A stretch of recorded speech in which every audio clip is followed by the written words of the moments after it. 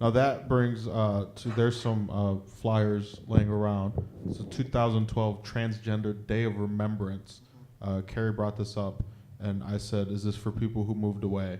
And she said, "No, it's it's for people who've been murdered because I didn't because I just didn't." Remember all those people that moved to Portland? They were so great. I just know because so I just didn't. funny. I just like.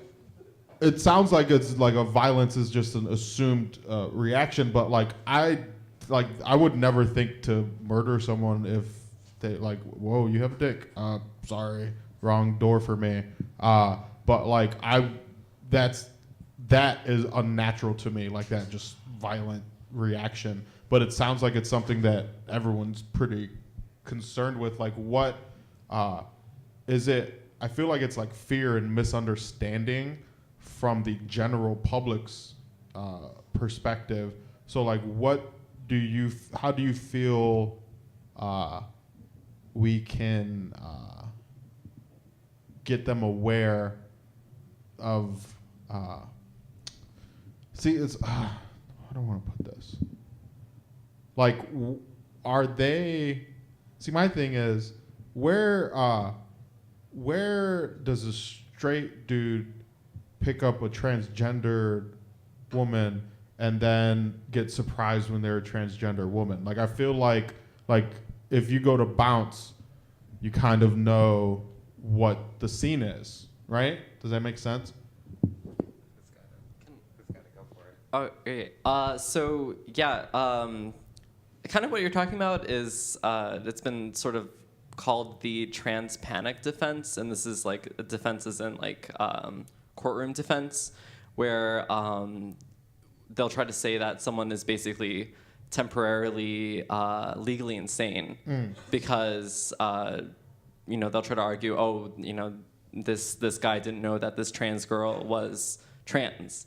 And I mean, that's basically been bullshit, but it's been argued a bunch of times in courts and stuff, and that's kind of where that's from. And I guess I should just add, it seems like, as far as I understand, if I'm wrong, just tell me, the majority of people, trans people who are killed by lovers and stuff, it's trans women of color, often sex workers, especially like in other countries and stuff.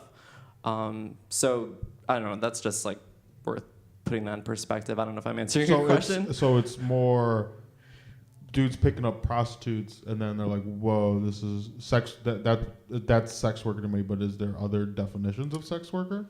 I mean, that's not to say that there's not like extended relationships with these people just because they're sex workers, Okay. And I mean, it's important to keep in mind that like employment discrimination against trans people, and especially trans women, is like really, really real, right? Mm-hmm. So if you're visibly trans, you can get locked out of a lot of employment.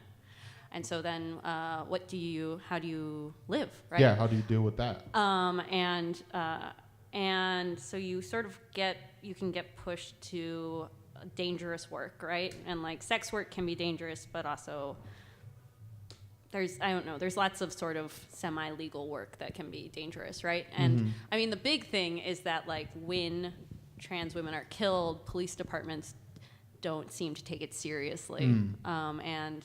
News outlets will sort of cover it as a novelty, there was a trans woman who was killed in New York, and like the article in the New York Times was all about like how she had so many lovers in her apartment and like the way she looked and stuff, instead of the fact that she was murdered and someone needs to be found. She was killed in a fire. It wasn't even sex work.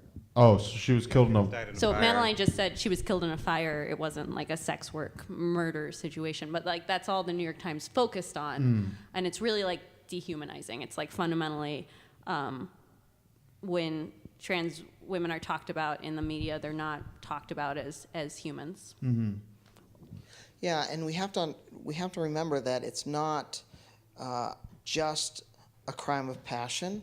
A lot of the times it is, especially within other countries, people see it as their responsibility, literally responsibility to get rid of people like that. So far in Brazil alone, there has been over 100 transgender people murdered this year. Wow. because a lot of people see it's as their responsibility to get rid of people like me for some reason or another.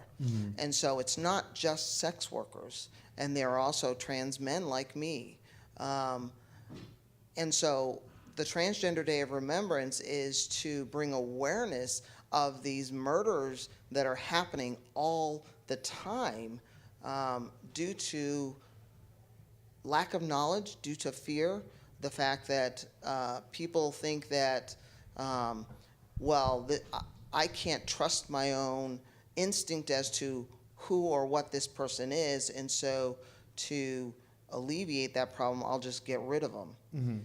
And we need to step up, and we need to start saying that this is unacceptable, and regardless of how somebody identifies, they're still a person.